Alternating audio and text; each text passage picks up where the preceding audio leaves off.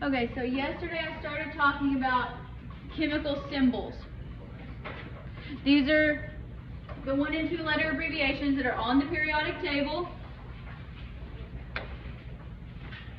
And the first letter is capitalized, or if there's only one letter, it's capitalized. If there's more than one letter, the second one is not. Then I told you, if it helps you remember, some of our symbols are based on the element's ancient names versus what we call them today. You will be able to navigate much faster when you can match up names and symbols and find them on the periodic table. Save yourself a lot of time.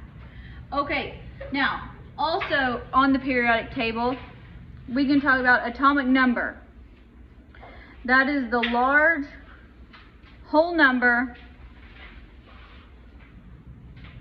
and it is above the element symbol on the periodic table,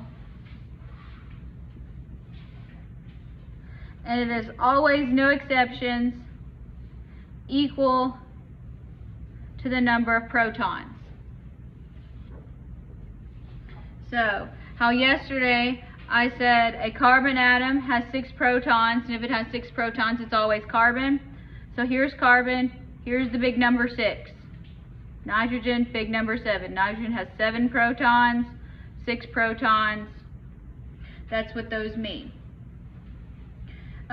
Depending on the periodic table, it might be large and directly above it. It'll be on there somewhere, but it's going to be the biggest number, and it's going to be a whole number, no decimals, because you can't have partial protons. Now, isotopes. These are atoms that are of the same element. So they're the same element, so they have the same number of protons, but they have a different number of neutrons. So they have a different number of neutrons.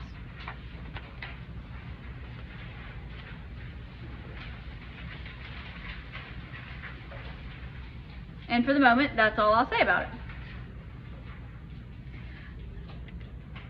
So there's several ways that you can write an element.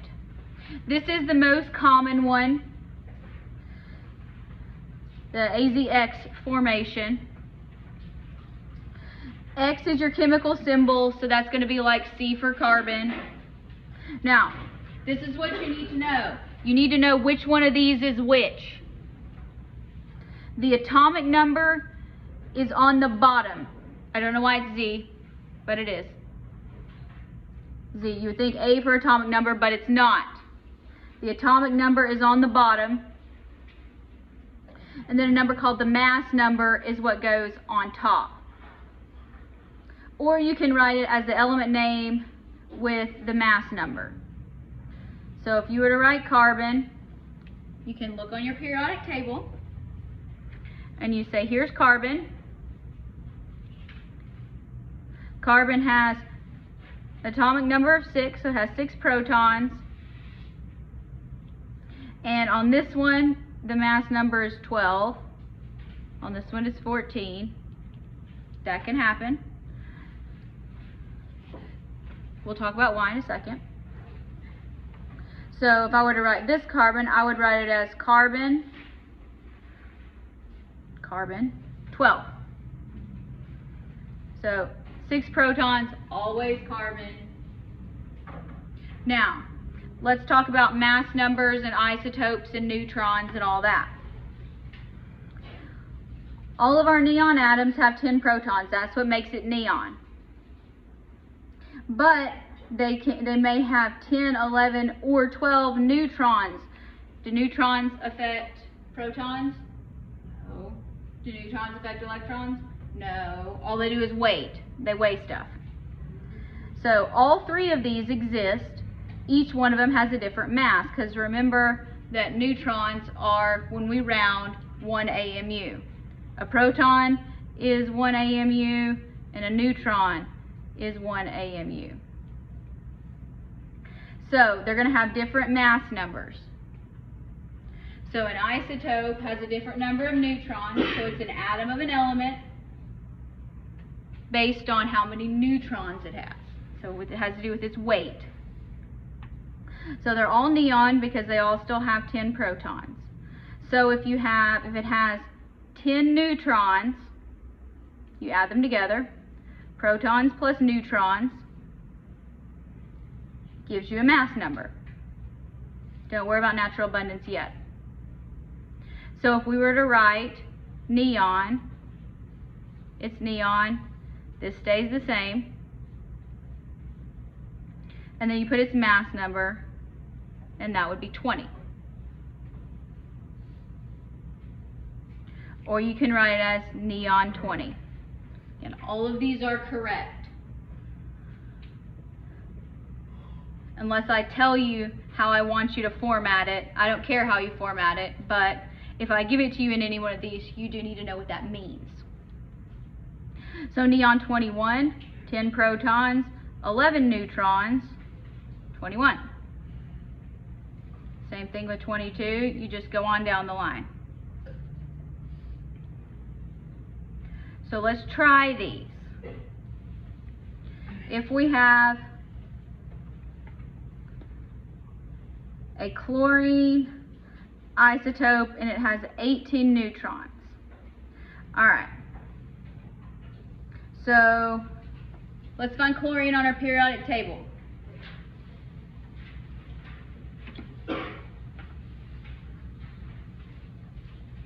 Can you find chlorine?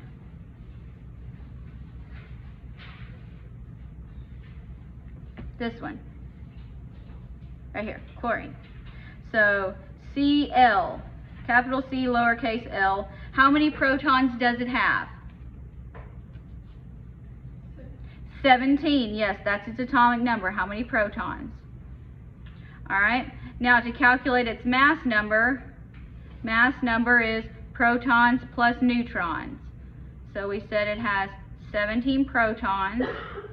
What does the problem tell us? It has 18 neutrons. 17 plus 18 is 35. Good. So if we're going to write this symbol here, chlorine,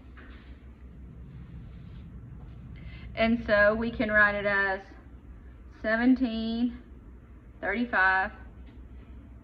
You can also remember it as the larger number goes on top,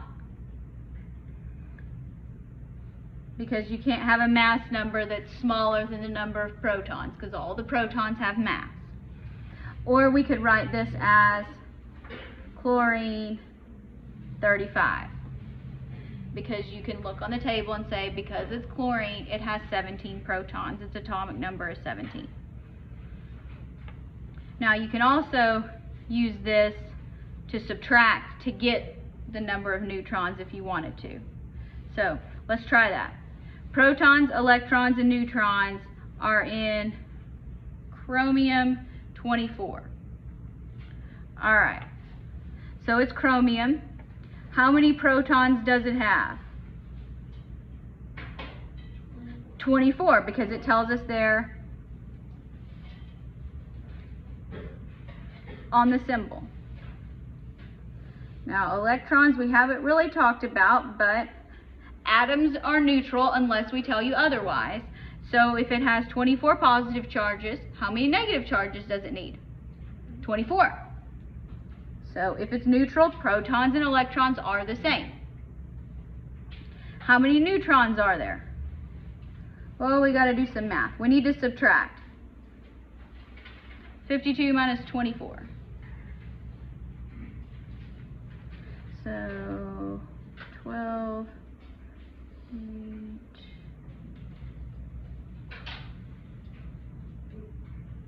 28. So we got, so neutrons, 28. All right, same type of question, just asking it in a different way. Chlorine has an isotope mass number of 37. How many neutrons does it have?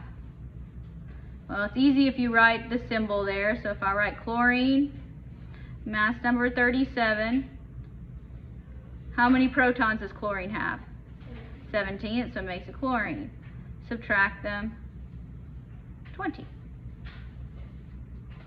So 20 neutrons. Everybody with me so far? Okay, good.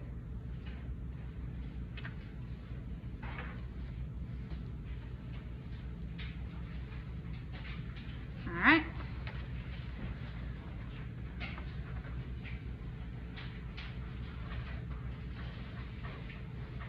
All right, all we're doing here, nothing new. Same thing, we're just saying it in a different way.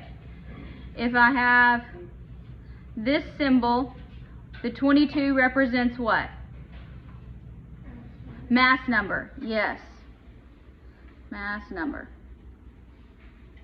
And to get the mass number, what do we add together? Protons and neutrons, very good. Protons plus neutrons, so it's how big is the nucleus? The number 10 in this symbol represents the, anybody remember? Atomic number. And the atomic number is always the number of protons. Now, I told you that unless otherwise specified, you have the same number of protons and electrons. That's what makes it neutral. That means it's balanced. If you have a different number of electrons of the same element, so that means you have the same number of protons, but you have a different number of electrons, you're going to have a charge. Charged atoms are called ions. So think and remember, if it just says atom, it's neutral. If it says ion, it's going to have a charge. That is the proper vocabulary. Now, if you have something that has a positive charge, we call that a cation, or I call it a cation. Some people call it a cation, that's fine. But the way I remember that this is the plus one is because a T looks like a plus in my brain. And if you have a negative charged ion, it is called an anion. Mostly I just remember it's not a cation. But if you're looking for a little memory device, when you say and, it kind of sounds like you're starting to say negative. Maybe it works, maybe it doesn't. Come up with your own way, be creative. Okay, the only way you're going to form an ion is by losing or gaining electrons. So, if you change the number of protons, do you have the same element? No. If you change protons, it becomes a different substance. You only change electrons to make an ion. Alright, so let's look at this. If we have, now the charge goes in the upper right like an exponent. So you'll see that you can see charges written several different ways. I'm not that big of a fan of some of these, but if you have F, and you can do it as a single minus sign, you may see it as F minus 1. That's my preferred way to write it. Or you could see it as F1 minus. All of those are correct, and I can interpret them. Pick the one you like. I learned this way. That's the one I prefer. But, so what that tells you is this has a charge of minus 1. So, do we have the same number of protons and electrons? No. Alright. How many protons does fluorine have? 9. Alright. So, fluorine has 9 protons. So, if we're going to have a net charge of -1, how many electrons does it have to have? How many minuses? 8. Other way. 10, because we got to have more minuses. So we got to neutralize all of the positives and have one more. So if it's a negative charge, you have more electrons. So that has 10 electrons. Negative charge means more electrons.